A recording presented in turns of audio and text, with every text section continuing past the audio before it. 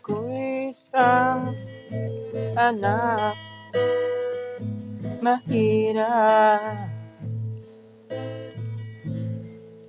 Lagi na lang ako'y sumika. Ang buhay ko'y walang sigla.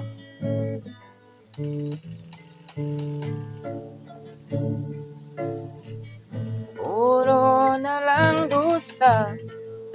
Sa ano na ngayon ang buhay ko?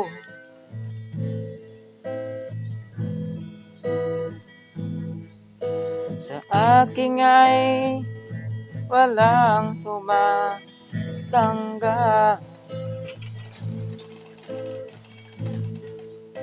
Mababa raw ang aking pinag-aralan.